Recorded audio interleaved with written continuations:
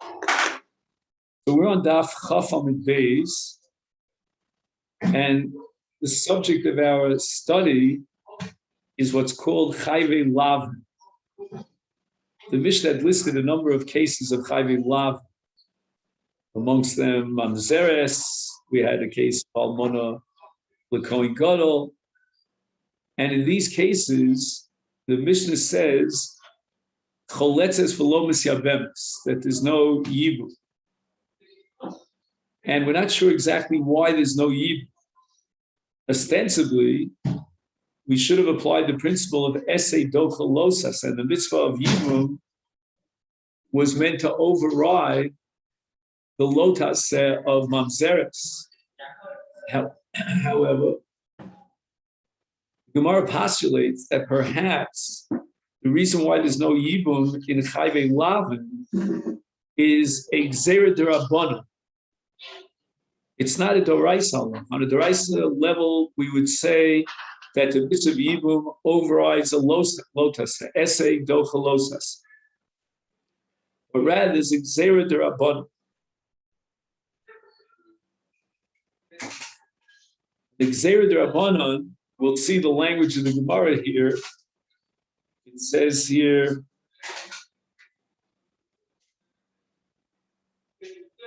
Gzera b'makom mitzvah, atu shelo b'makom mitzvah. You might want to underline those words because that's like the kickoff of our study for today.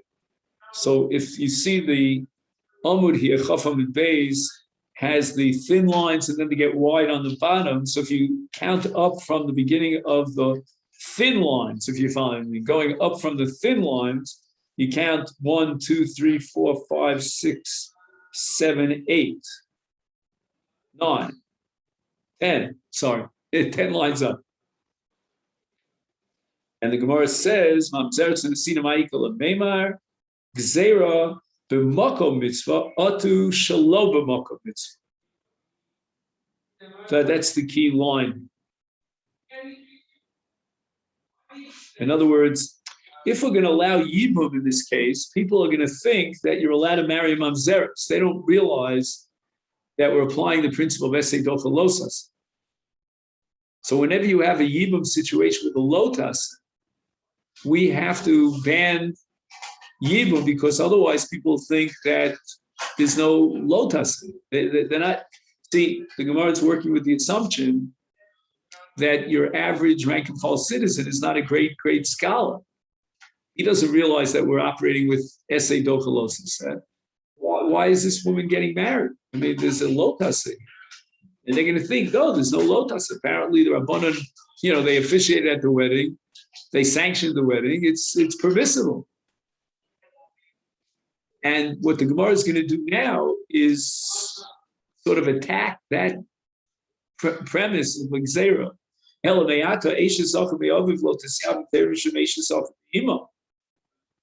What happens if a man has a brother who's a half-brother? Now, that goes in two ways. He can either have a paternal half-brother or a maternal half-brother. And why don't we say the following, that every case of yibum, every single case of yibum should be outlawed, banned, midrabbanan, based on this gzera. Why? Because people are going to think, well, if there's a mitzvah of yibum to marry your paternal brother's wife, then there should be a mitzvah to marry your maternal brother's wife. Little do they know that yibum only applies to two brothers that have the same father. And the logic now of the Gemara in attacking the previous statement is that we should undermine the entire institution of yibum. So the Gemara answers, you know what? There's a limit to the ignorance of the people. There's certain things that the people know. And yibum b'nachla tola rachman. It's public knowledge that yibum is parallel, or shall we say identical, to nachla. Now, when a man dies, his estate goes to his son. And if there are no sons or daughters, let's say there are no children, it goes to his brother. But let's say he has two brothers. He has a paternal brother and a maternal brother. It'll go to his paternal brother. Is therefore, says the Gemara, Meida Yediyah. If you underline those two words, they can appear over and over and over again throughout the Sukkah. Meida Yediyah. The Gemara is trying to assess what is public knowledge. And the Gemara is saying that it's public knowledge that Yibum parallels Nachla, and just like Nachla depends upon Achiv mi Aviv, so too Yibum depends on Achiv mi Aviv, and Achiv mi Achot mi Imo is not considered an Ach as far as Yibum is concerned. And why not? Because the Torah equates Yibum with Nachla. Just like in Nachla, when we talk about two brothers, one inherits the other, you only inherit your paternal brother. So too, with regard to Yibum, there's only Yibum to a paternal brother. So you don't have to get nervous here that people are going to walk out of the Beis Din thinking, oh, they're allowed Yibum, and it would apply even in the case of Achiv me Imo.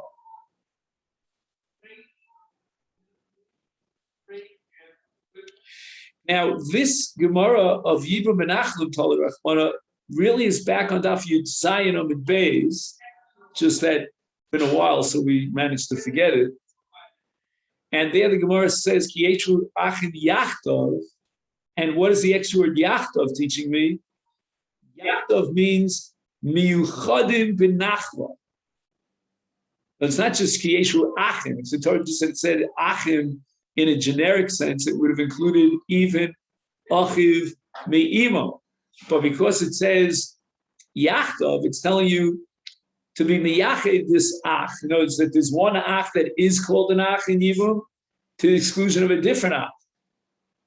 And the Gemara goes through a whole logic to try to prove that it depends on the father because of the equation to Nachla.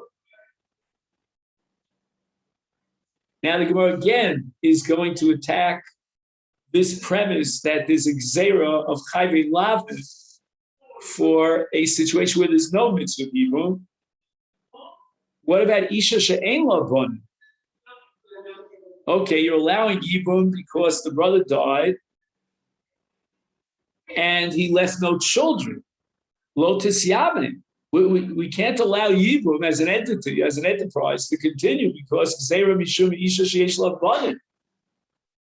And again, the Gemara is testing the waters here on the level of ignorance of the rank and file Jew. Does the rank and file Jew understand and appreciate that Yibum only applies when a man dies without children? Maybe it's just, you as the surviving brother should be very kind to your deceased brother and marry his wife to continue the family that he started, but he already has a family. So the Gemara again answers, Bibanim Tola Rachmana, and again, who made the yad, the same phrase. In other words, when we put our finger on the pulse of the general knowledge of the public, we assume, and we have every right to, that the public, every member of the public, or at least a high percentage, they understand, they appreciate that the whole purpose of Yibum is a mitzvah that's imposed on the surviving Ach in order to make him Shem Liachiv. In other words, that there should be children when his brother died without children. So we don't have to worry that people are going to come to the conclusion that you should marry your brother's wife even if your brother left children. Now the Gemara asks another Gzeira. The Eishes Achiv Shachaya Ba'olamo Lotus Yavim Gzeira Mishum Eishes Achiv Shalo Haya Ba'olamo. Now this is a little bit more sophisticated. Reuven has two brothers. One brother, Shimon, overlapped with Reuven. They lived at the same time. Levi, on the other hand, was born after Reuven's death. And the Torah says, they have to have a yeshiva to be yachtav. But the average person doesn't know that. He doesn't know the difference between Shimon and Levi. In his mind, just like Shimon is miyabim eishnes Reuven, so to Levi should be miyabim eishnes Reuven. So the very institution of Yibum, if we allow it, is going to lead to a situation in which they're going to come to set up Yibum, even with regard to Eishes Achiv Shelo Haya Ba'olamo, Levi who did not overlap with Reuven, in which case he's being Boel and Erva. Now, I think, in my humble opinion, the Gemara is not talking about a case where there is such a brother. The Gemara is going even beyond that. The theoretical possibility that there might be such a brother means that down the line, there's going to be a violation of this Iser Erev of Eishes Ach, which the Chid Kares, based on the fact that we are consistently allowing evil. Because once the word gets out that a surviving brother's beyond his brother is his deceased brother, the people will say, well, why is Levi exempt from that mitzvah? Just because he was born after the death of his brother? Well, why should that be relevant? So at least at this point, when we're testing the knowledge or the ignorance or the lack of knowledge of the people, you're talking about an honest to goodness mistake that's logical. What he said. We were studying this. I wouldn't. Correct. Who would have guessed? If not for this drasha. And if you ask me for logic behind it, I can't even give you any rationale. The fact that we live together, that creates a special kinship and bondage between these two brothers, a binding situation that now the second, this surviving brother is more morally responsible. Why should we leave out Levi? Again, you could write books about it, and speculate, but it's not intuitive. So, in Kedushin, we've got, a Sada Kedushin who's overseeing the process. Even there's nobody. Here we just the man and the woman, and they're on their own. There's not somebody who's... I'm not, your question should be divided into two. One is the theory of it, the concept of it, and the other is the hands-on. I think hands-on, we have to go to a Bezdin because there's so many issues in Hebrew that we're going to soon see another issue about islanders that comes up, that you have to get the okay from the Bezdin. But when Bezdin gives the okay, they have to realize that there are Jews out there, in the wild blue yonder, on the moon, over the course of generations and generations, that we have to be worried about every single scenario that could come up. So again, conceptually, you don't need Bezdin. I would think, especially after I learned this sugya, that you'd be well advised and recommended to go to a Bezdin. There's just so many nuances. But, I don't even know if Bezdin knows, across the world, all the dinim of Hebrew. I remember when I was studying, I took a year you heard of the Grus program, of Yeshiva University. So anyway, in that program, we had to study some, they gave us choices, some area of halach. So my group chose the area of Gittin. We wanted to learn about Gittin. And as part of the course, they took us to see Chalitza. Do you realize that in the course of a year, we only got to see 2 chalitzos? They're so rare. Because there's so many conditions that have to be met. So, chalitza is not going to happen without a bezdin. Even the concept of a nal, there's a whole parak here in Yevamot about the nal. This is chalitza of the nal. What's a nal? And since, you're playing with fire, once you start with Yibum, who knows that Eishes Achiv Shelo Bolamo is an erva? So the Gemara says that even this people know. Why? Because b'yeshiva tola rachman. Everyone knows a pasuk in Chimish, as we say. You're a Glitzian, right? And it says in Chimish, Ki yeshu achim yachdav. So the whole introduction to the mitzvah of Yibum is 2 brothers living together. Again, would you have noticed it? I don't know, but the Gemara says maybe yada, that this became public knowledge. I'm of the, my impression is the Gemara is now sort of desperate. The Gemara its back is against the wall. We have to defend the Shita of Rava, the Shita of the Gemara, that the only reason why the Mishnah omits Yibum, outlaws Yibum in the case of Chayvei Laban is only because of the Gzeira D'Rabbanan. It's not a Doraisa halacha, because on a Doraisa level, Esi no chalosa. So the Gemara now is carving out the mindset of the average person in order to fit, in a sense, a square, a round peg into a square hole, saying, because what we have to know is that, yes, People know this. People know that. Any question will come up, and they'll always answer you. Well, people know. They know the equation to Nachla, and therefore they won't think that there's Ibum and Ashes up in the Imo. They know the halacha of Yachtov, that it's got to be Bolamo. And they well, this one I admit, they certainly know that the brother died never without children. Now the Gemara continues its blast, its attack. Islands. Now, the law of islandess is that she's not included in Yibum, and therefore she becomes an erva of Ashes Achiv. Nobody knows that an islandess is excluded from Yibum. It's a technicality that we derive from the Parsha of Leda.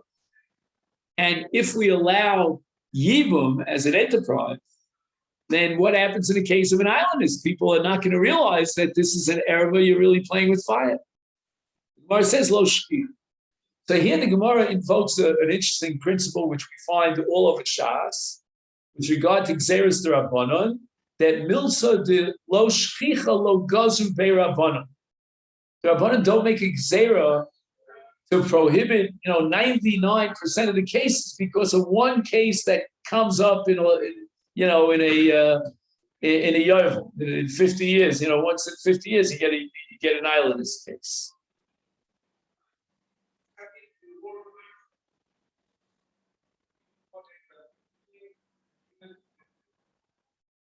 When I see this principle, I'm always reminded. This is just a paragraph on the side. You know that I'm going to use the word real wine. I'll explain what I mean by real wine. Real wine is a challenge on a kashrus level if there are goyim around, and possibly even Mechalei Shabbos. That's a gigantic machlokus, whether Jewish people who Chas Shoma Mechal Shabbos for Hesya have the same din as a goy, whatever it is. However, that's real wine. What I mean, there's something called yayin mevushal, and they pasteurize the wine. Now, in such a case, the poskim say that you have no problem, no matter who touches the wine or shakes the bottle, etc., etc. Why? So the answer is because of this principle here that we're seeing, that that's funny because in our time, I have a feeling that yayin mevushal is like very common. I mean, the experts don't drink it. Maybe in chutzlans, I don't know. But back in the day, the process of bishul yayin was very strange. It was not common, practice. So it was so unusual that the original Zera didn't apply. You can't use for Kiddush. Right. Yeah, the Ram holds you need Yain Aroy was the Nisa. So now the Gemara says, Mamzeres Unesina Nami Lo Shchicha. If you're telling me that we're not worried about a Gzera, that people are going to allow Yibum in the case of an islandess where it's an Erfa, and we're not worried about that Gzera because it's Lo Shchicha, how Shchiach is it that a woman who falls for Yibum is a Mamzeres? Now watch the percentage points. First of all, it means that the brother who died was married to a Mamzeres. I mean, that itself is rare. Secondly, the whole entity of a Mamzeres is rare because a Mamzeres is a girl that was born not just out of wedlock, but she was born to an Isra Arayos.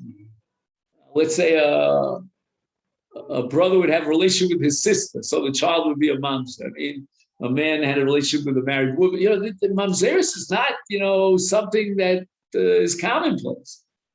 Now, again, in percentage points, I don't know if islandess is more or less commonplace than a mamzeres, but the Gemara assumes that both of them fit into that category of lo shvich. And at this particular juncture, Rava himself drops the ball. He realizes that he's been climbing up the wrong tree and he can't get down from it.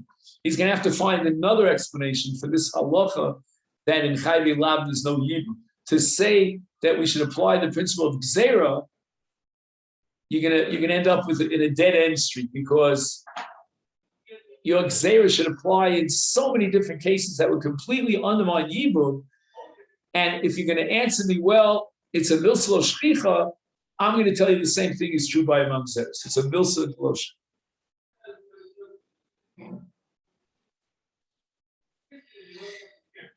Ella Omar Rav.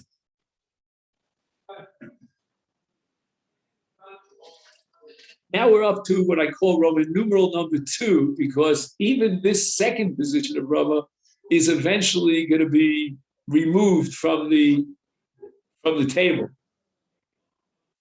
And Rava says that, you know what, the problem with Chayvei Lavin is not because of a case of Shalom b'Makom Mitzvah, but it's a Xera of Bia Rishona Otu Bia Shnia. So now we get into the heavy issues about essay docha losas. The essay only applies to Bia Rishona. We'll try to figure out why. But let's first accept it as an axiom.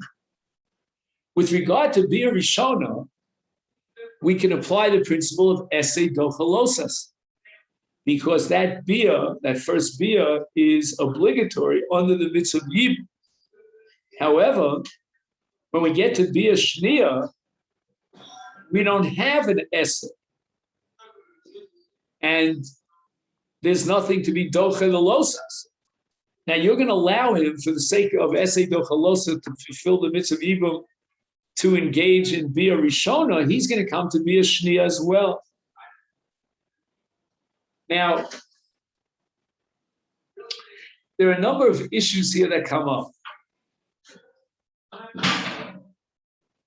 I'm going to start with what I call the secondary issue, the more technical issue. That's here in footnote number Utes, which is the last footnote on the Masechet page. And that is what's called Tchilas Bia V'Sof Bia. Tchilas Bia is otherwise known by another synonym, which is called Ha'ara, with an ayin in Ha'ara. And with Tchilas Bia, the Gemara assumes he can already impregnate her. And that's when the mitzvah is fulfilled. However, the rest of Bia from, let's say, Tchilas, like Tchilas Bia, I don't want to get into all the gory details, although I was told, I don't know if this is true or not, that when Rav Lichtenstein used to teach sugyas about Tchilas Bia and Sophie, he would actually bring in char. That's what I was told. I don't know. I can't vouch for it. But anyway, Tchilas Bia means that the crown of the organ enters into the vagina in such a way that she can become impregnated. So that's when the mitzvah fulfills. However, the law of Bia is that you're chayav in Isurei Bia, even for Sof Bia. So therefore, he asks the following. He says, why are you making Xera to be a Shnia? Bia Rishon itself should be a Xera. Lav dafka be a Shnia. Ela afilu gmar Bia Rishona also. Lefi Shayevamot niknes kvar ba'ara v'nimtza shegmara Bia ena b'chal mitzvah. Now, this might touch on the other question that we want to address. But in any event, the mechanics of it is that you don't have a mitzvah when you get to Gemar Bia, and then he's going to violate the law with the Gemar Bia because there's no essay to be dochelosa, and therefore he reinterprets the Gemara. The Gemara doesn't mean Bia Shnia. Don't take the Gemara literally, but says Tosfos, the Gemara means Gemar Bia. So cross out the word Bia Shnia and instead put in the word Gemar. Okay.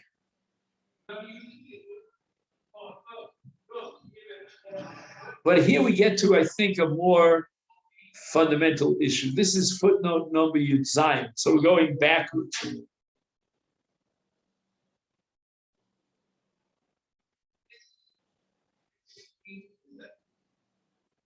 Second, let me just get this.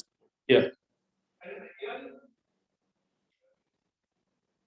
The afshal gabe isur eshes ach kaimelon shali achar shalok harehi naseis ki ishto lechol dova.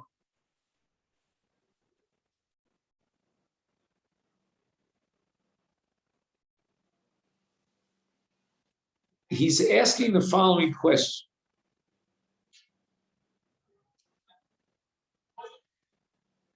once a person is becoming the mitzvah of Yibum,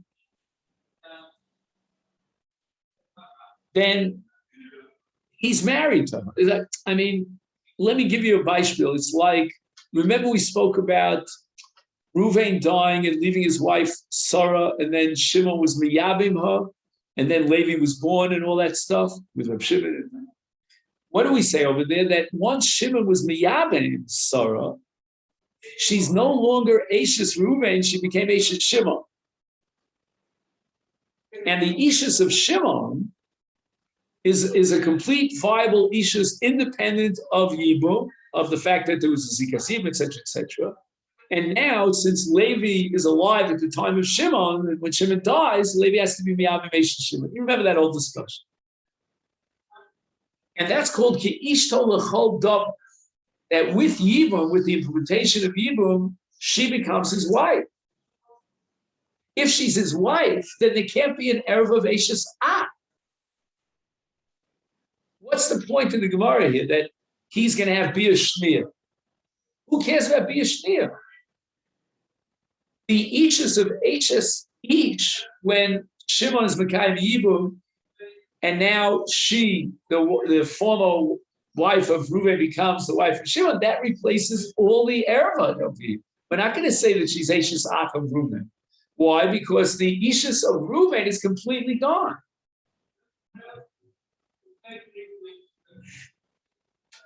And I'm feeling very uncomfortable because this just blows up the whole Gemara here. What we, Bia Shneir means that, you have a problem here. I'm going to take a shot at this, before I see his answer, if you don't mind. That's just my own pleasure in life.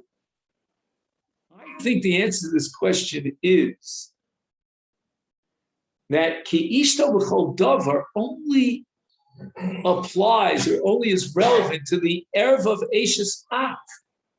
If there happen to be other Isurim, then you're going to have to override those Isurim with the mechanism of Esei Dochalosas. So two mechanisms here that, in a sense, overlap. In a normal case, forget about Mamzeres or Almonu L'Kohen Gadol and so forth. In a normal classic case, you have Ashes Ach. So the Torah says that b'makom Yibum, she becomes Ishto L'chol Davar, and forget about the Ashes Ach. Leave Reuven out of the picture. Now Shimon has its own independent issues with the former Ashes Reuven. However, now we get to an atypical case where Sarah Ashes Reuven also happens to be a mamzeres, or if it's Almona L'Kohen Gadol, whatever the lav is. Now we don't apply the principle of Ishto Kol Davar. The Torah formulated or designed Ishto Kol Davar to replace the Erev of Ashes Ach. But if there's an additional Isur, like for example, the 15 Arayas at the beginning of Yevamot, now we're not going to say, well, Ishto Kol Davar, and he can marry his sister. We're not going to say that. So to in Chayvei Lavin, we don't have a right to say that. But what we do have a right to do is apply the principle of Esei Dochalosas. Now you have to figure out at what point does he fulfill the essay? Because after that, you're stuck with the Lotaseh, and you have nothing. So let's just see if by chance I'm on the right track. He says, "V'afli achar shekvar kiyem es mitzvaso, eina bia shnia nesereso." No, we're not going to say that every case of Hebrew, he's got to divorce his wife immediately after Bia Rishon. And that would be tragic. Besides which, I don't even know if she'll get pregnant on that one single Bia, if your purpose is Lahakim Shem was the other. He says, I think I was good. I didn't cheat. He says,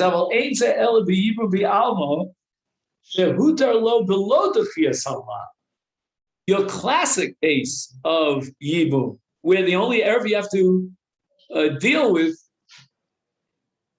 and overcome is Ashes Ah. But now we have another overlap of an Isur, in this case of Yibum. She's also Asura Love Midin Lav. I must therefore apply Esei Dochalosas. Okay, so when does he fulfill the essay? Aval yibum shehuter lo nakbit in essay dochalos lo huter el lebir rishona.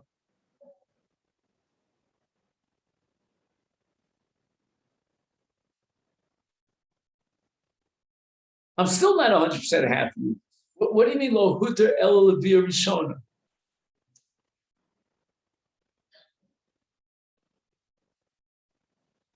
In other words, since the each, this is very profound, very abstract. Since the each is to the brother that died, that's Reuben, is now completely paka through Yibum. So at what moment does she become Esha Shimon? At the moment of Bir Rishona. From now on, the past history of her once being Esha's Reuben is completely gone. So you can no longer say that every time he lives with his wife, in addition to being Mekayim and Mitzvah Cheksus Biona, he's also being Mekayim and Mitzvah Yibum. We're not going to say that. We're only going to say that for Bir Rishona's Mitzvah Yibum, because at that moment, he is actually upgrading the Zika of his brother, or the Ishus that he gets from his brother to Eishes Ish, but now she's Eishes Ish. She's Ish Togel Chol Dama. So there's no Mitzvah Yibum. And now we have a problem because she, in addition to being Eishes Ach, she also happens to be a Lav, a Chayve Lav, and there's no Esei Tochelosis that would be a Shvir.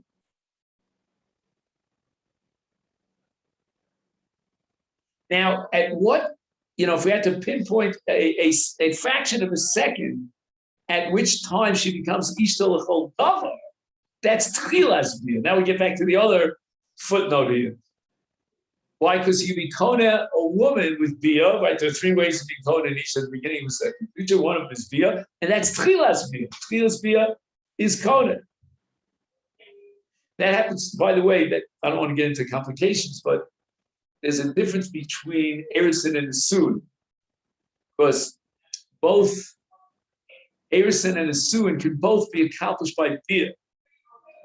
But with regard to Nisuin, we have a different principle of Pola, Boil, Daikal, Marbi. So the actual Nisuin will only be Chal with Marbi. But as far as Kedushin is concerned, that's clinched with Tchilas Bia. So again, once it's clinched with Tchilas Bia, at that point she becomes Ishtol L'chol Davar.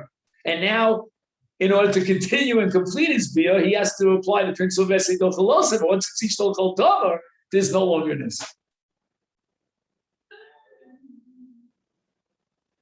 That's what I think is going on in this film. Tanya Nami Hachi. The Gemara wants to quote a Brisa to support Rava, the new Rava, Roman numeral number 2. In Balo, Kano Bebir Rishona, Asur L'Kaimon Bebir Shmir. The Brisa says that when you have a Yevama that also has an Isur Lav, so the Kinyan, and therefore the mitzvah Yibum is completely clinched with Bia Rishona. So he's Kona with Bia Rishona, and he's fulfilled the mitzvah with Bia Rishona. And now she's Ishto L'chol Davar, but now we have a problem because she's Chayve Lavin, and we need an essay to be Doch L'Losas, but he's already fulfilled the essay, and therefore he's also the Bia.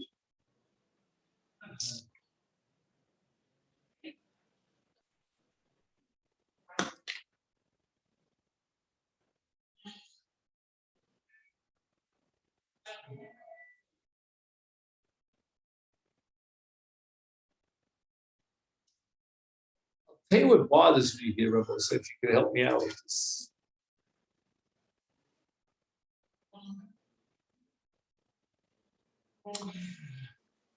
Every bone has a marrow. What does that have to do with the price of tea in China? But so with regard to Korban Pesach, there's an Isur Lav that you're not allowed to break a bone. But there's also a mitzvah to eat every single part of the Pesach. And the Gemara deals with the issue of breaking the bone of a Korban Pesach, etzem lo sishbrubo, in order to extract the marrow and fulfill the mitzvah. So the Gemara says that will apply the principle of essay dochalosas. Now watch what happens. The essay is only fulfilled when he eats the marrow. It's called the moach in Hebrew. But the violation of the lav takes place beforehand when he breaks the bone. So I don't know if there are many answers to this question. I'm only familiar with one answer, which I saw in a sefer called Mishmeres Chaim. And he writes that we apply essay dochalosas to an entire process. And if in order to get access to the marrow to eat it, you need to break the bone, that breaking of the bone is an indispensable preliminary action in order to fulfill the mitzvah. That becomes part of the broader definition of the essay. So I can already override the lav of breaking the bone because the breaking of the bone is a necessary preliminary to achieve the achila. But what's my point over here? That when we talk about essay dochalosas, we look at a maisa in a much broader way and define it in such a way that that which technically is not part of the essay will be swallowed up, and it will allow me to expand the definition of the essay for purpose of essay dochalosas. And I'm wondering if that be the case, we could talk about a beer that has two parts to it, a tchilas beer and a sof beer, but it's all one beer. Why don't we apply essay dochalosas even to the sof beer? And Tosfos insists no. Now, in other words, I understand very well from beer rishona to beer shnia, if I take this Gemara kipchuka. But now Tosfos is rewriting the text, and beer rishona means tchilas beer, not sof beer.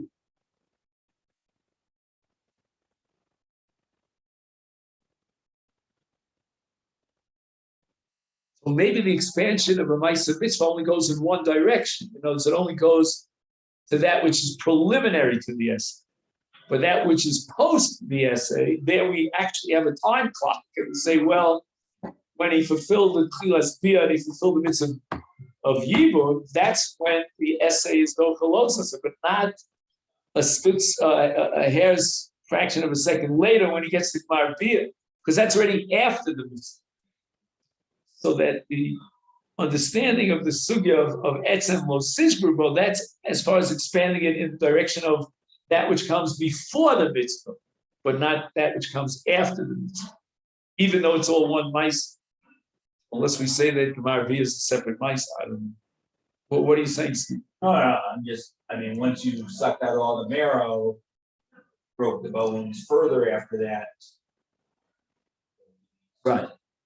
So we're saying, correct, to a certain point where the mitzvah is complete, right, and now you continue the Maisa. So as long as I'm breaking the bone and eating the marrow, extracting the marrow, yes. But once I get to that point, boom, I've got all the marrow out. Then any subsequent shvira needs its own essay, which we don't have, and therefore it's not done for the los.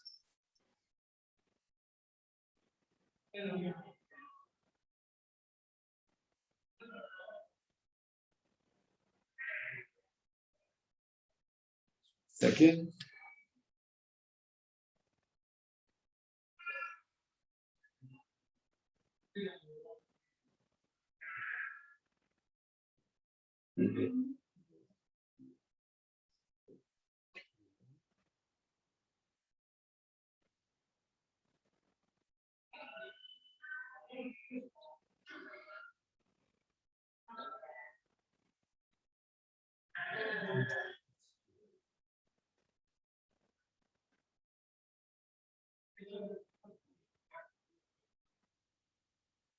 Here's an interesting question.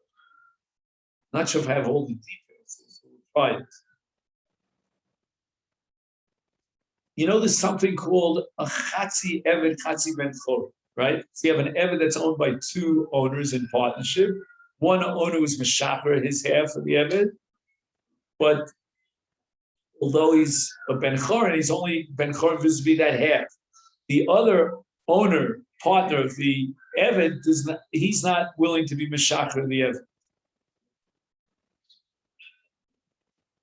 So that makes him a chatzi eved.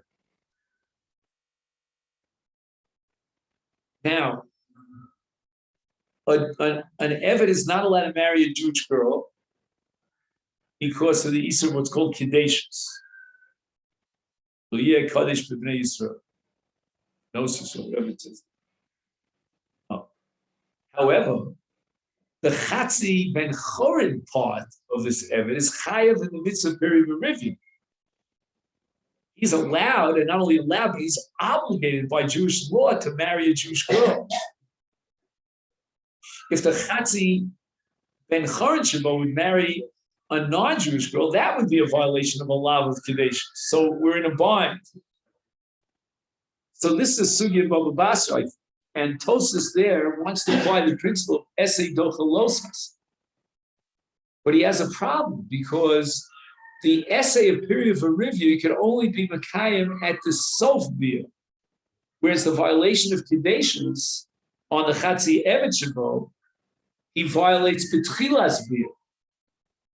But Tosas, I think, says that even though the essay is suspended until Sof Bia, we still apply essay to Chalosas and Tchilas Bia, because it's all one Ma'aseh Bia. So at what moment is he violating the law? When he engages in Tchilas Bia. But yet, we're going to apply essay to Chalosas because in order to fulfill the mitzvah period of review, we need Sof Bia.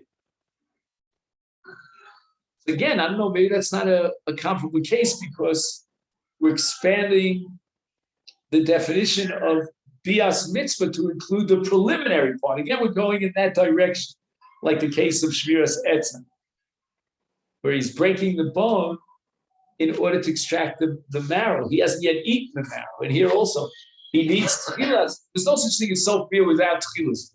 I mean, you could be very acrobatic, but that you can't achieve. So therefore, Tchilas Bia is part of the mitzvah period of review, even though the actual period of review will only apply to Sof-Bia. Now we get to Roman numeral number 3, and Rava retracts this last position as well. Hadar Amar Rava v'Tei Rav Ashi Lav Bilsehi V'Yam. Forget about everything I said. I was hoping to hear that from my Rebbe of Salvation more than once. No, the intellectual honesty of Rav Salvation was just mind-boggling. You could walk out at Shir on one day and honestly say he deserves a PhD just for that Shir. I mean, the creativity there. Then he comes in the next day and he says to you, forget about what I said yesterday. It's all wrong. I don't know if you knew Dr. Lamb, who passed away not long ago. He remembers a case where the Rav in front of the Shir, when he changed his mind, he took out all his notes and completely destroyed them publicly in front of the Shir. I mean, the level of it's beyond belief. I mean, I sound like a chassid talking about his Rebbe, but it's really amazing. The Gemara says, Lav Milson. So at this point, at this point, Rava, and we'll see how he stands on the shoulders of Reish Lakish, he says the Chayve Lavin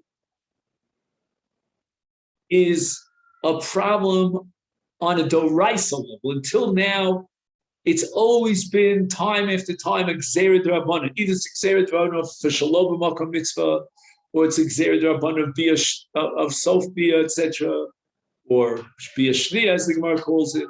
No. Says Rava, we're dealing with the Doraisa. The Torah would not allow Yibum in the case of Chayve Lavin. What question do you have in your mind now? What question do you have to ask now? I mean, this is all introduction to Rava's final position. Then there's no. What principle are we not applying? Essay Dochalosas. Why not? The Omer Reish Lakish, listen to this. Kol makom shatamotze essay velotase. Imatayach essay velotase means an essay against the lotase. So I'm fulfilling the essay at the expense of violating the lotase. It all depends, says Rich.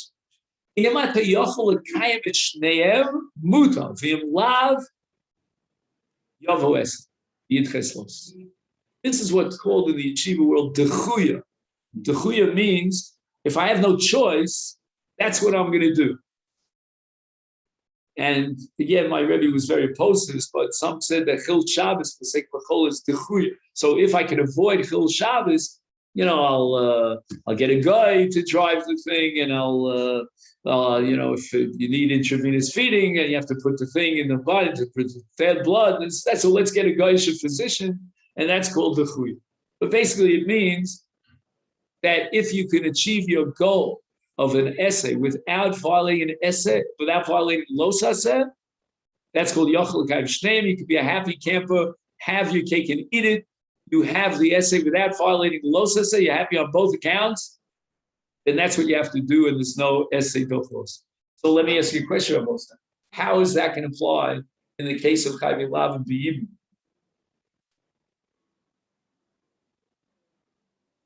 How could he have his cake and eat it?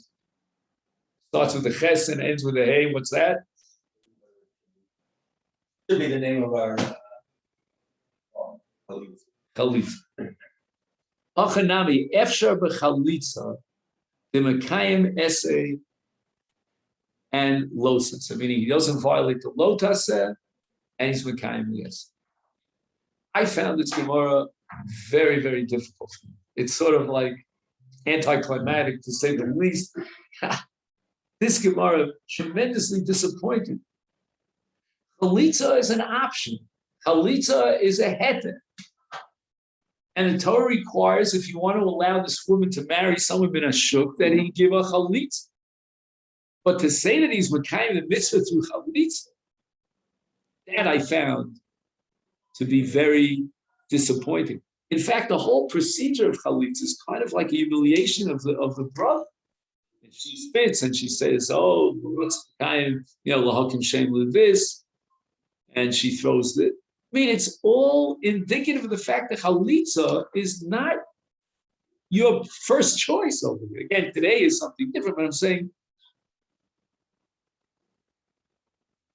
So unfortunately, and again, I don't want to criticize Masechet because I'm a big fan of Masechet, but like there's no footnote. Like he leaves me hanging. Do you have something in the art school? Does he give you any good feeling about this Gemara? I need a good feeling about this Gemara.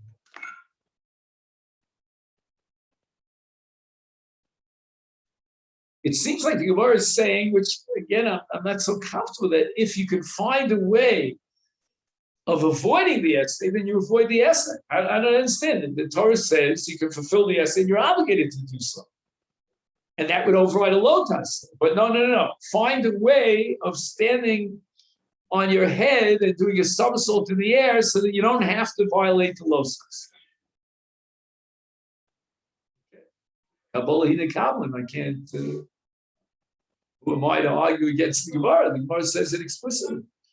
And essay dochalosa doesn't make me a happy camper. If I have no choice, then essay dochalosa. But if I can somehow pull a brilliant move and avoid the lotus, even if it means giving up the essay, I'm going to give up the essay. Alternatively, the Gemara means that the essay is fulfilled by chalitza. I don't know. I don't think so. But those essay in these cases are like she's the mamzer. Right. Wait, I lost you on that.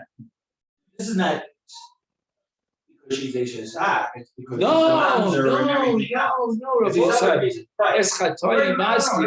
I have been a failure as a pedagogue today. The whole sugya that we're dealing with today is chayvim lav, meaning in addition to being right. So in that case, I can understand you're saying, this is not really what Yibum was meant to be. That I don't know if there's essay dochalos. I can give you a million cases of essay dochalos. You're going to tell me it wasn't meant to be. No, there is another concept called mitzvahs b'kach. Mitzvahs b'kach, for example, the big day kahuna had shatnez in it. But that's what the Torah imagined to be Mikveh Kuna. That's not Esed Dochalosas. But this is the exact reason why chalitza was allowed in the mitzvah was because of these cases. No, maybe you're right, but I wouldn't agree with you intuitively. No, if you bang my knee, I'm going to kick you for this one. But maybe you're right. I don't know. But my knee-jerk reaction says chas v'shalom. We're not going to create chalitza as an institution because in case of chayvei lav, chalitza is a case. For example, today, you don't have chayvei. We're not talking about mamzeres today, but we're gonna require chalitza. Chalitza is a way in a case, again, why the Yavam refused to be miyavim, I'll give you 15 answers. But she's a Yavam l'shuk, so we're going to leave her as an aguda. She can't get married for the rest of her life. Bad enough she lost a husband. Now you're telling me she can't get another husband. So the Torah allows for chalitza. And then we have esei dochalosas. For example, let's say you have a beged of pishtan, correct? We discussed this at great length. Right, it's a linen garment.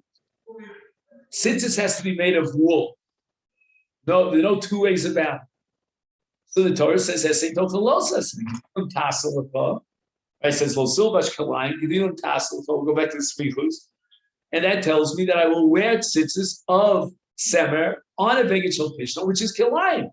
So you'll tell me, look at my friend, find yourself a different beged. Who told you to wear a linen garment that has 4 corners in it?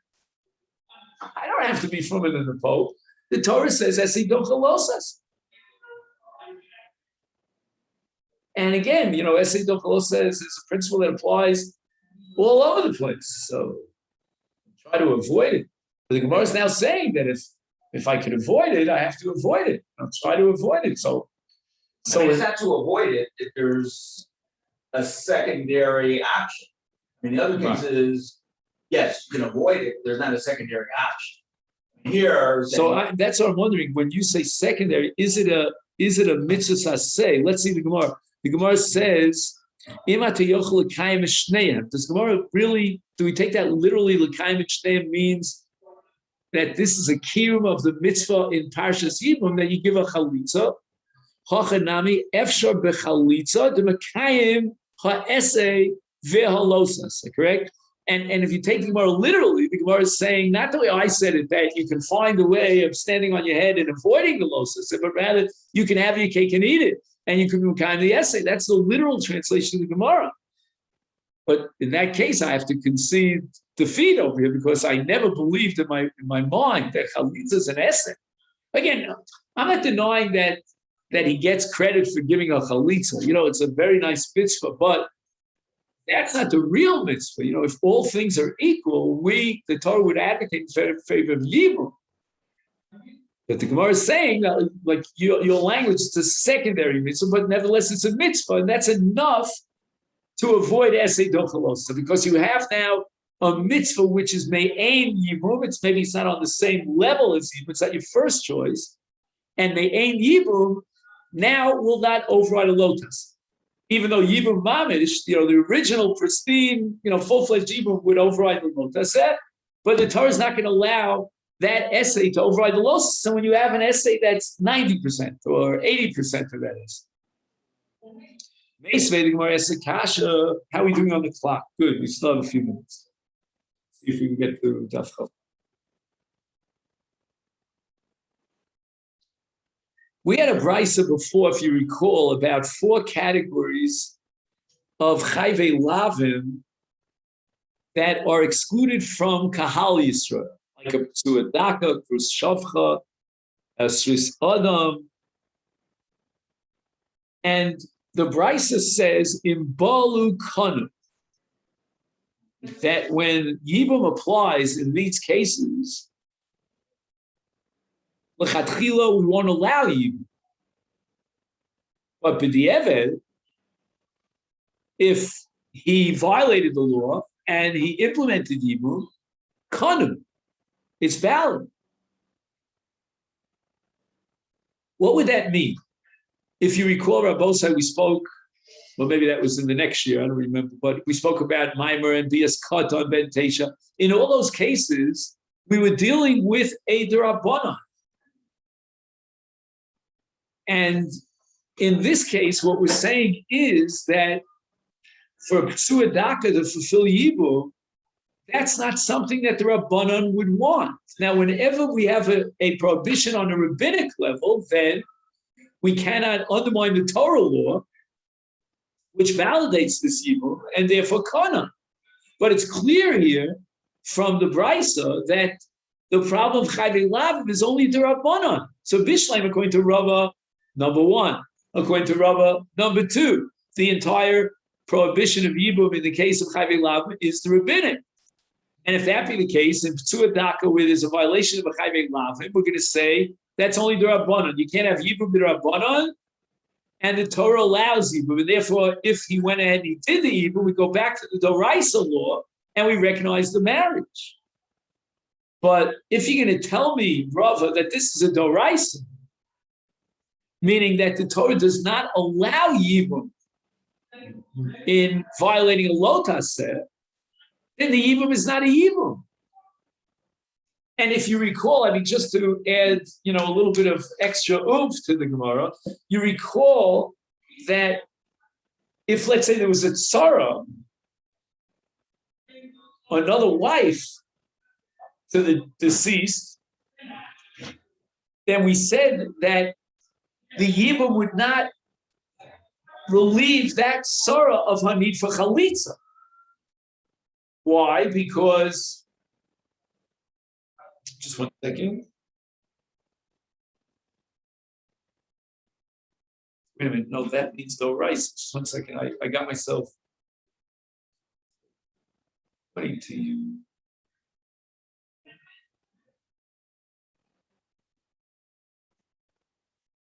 I don't want to get off.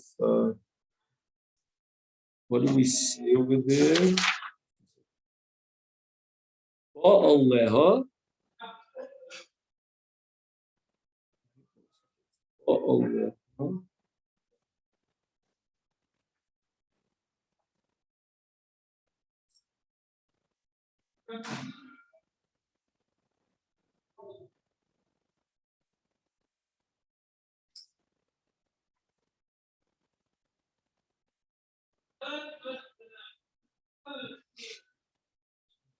Amdu Achiv,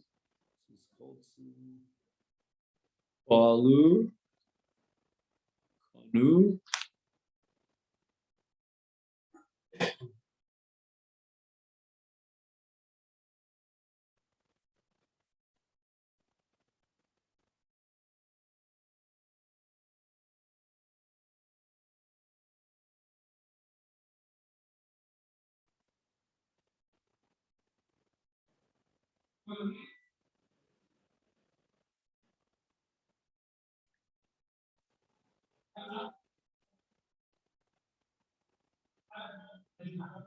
Okay, I'm a little bit confused, but I'll leave that for tomorrow. Just give you a little bit overnight to check this out, because Bishleim, according to Rava, if there's no Yibum, then the Yibum is not valid, and therefore the Sarah still needs Chalitza. But now we're saying in Balu Kanu. So what does that mean, Kanu? Does that mean that the tzara does not need chalitza? That's what I have to research. I think Kanu means that the tzara does not need chalitza. Am I making a mistake?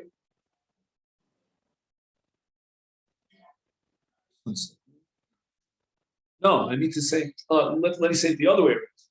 What I meant to say is that according to Rava, number 3, then Balu, the tzara does not need chalitza, because, just one second, get the mathematics wrong, 1 second. According to Rava, that was saying that Dorais, no. I had to write the first one. Balu Kanu, and the tzara does not need chalitza. Why? This is against Rava. Because On a Doraisa level, there is Yibum. We're not holding like Rava number 3. And on a Doraisa level, there's no Yibum because Ein Esei Dochalosa, it's Efshel Kayim Shneya. We're rejecting that principle for its application. And therefore, in Balu Kanu, and the Sarah doesn't need Chalitza. So that means on a Doraisa level, there was a valid Yibum. And that's against Rava. And the Gemara blives, Tufta is no answer to Rava. We cannot reconcile Rava with this price. And here the Sifta adds the following words. He says, "Umuchach mimena," from this price we prove she'ein yibum chayvei lavim osir elamid rabbanon. So we go back to the original formulation of Gzeira D'Rabbanan, because on a Doraisa level, there would be Yibum. And we would apply the principle of Esei Dochalosa against Rava in the 3rd round. And that's called Tiyufta. The only thing is, what do we do with Reish Lakish? Maybe Reish Lakish doesn't apply here in the case of Chalitza, because maybe the Gemara is saying that Chalitza is not an Esei. That would be comfortable for me, if anyone says that.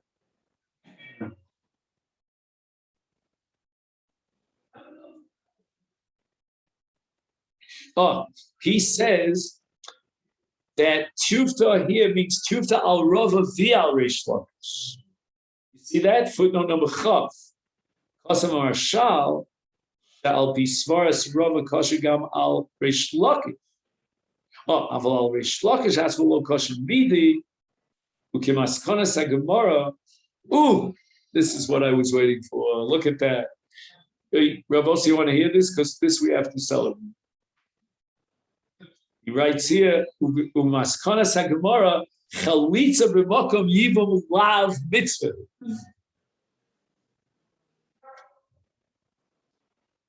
I'm satisfied. That redeems, what I felt. The chalitza, I don't even know if it's secondary. Okay, good. So we'll end here. Oh, I have to make a note of where we got up to. Was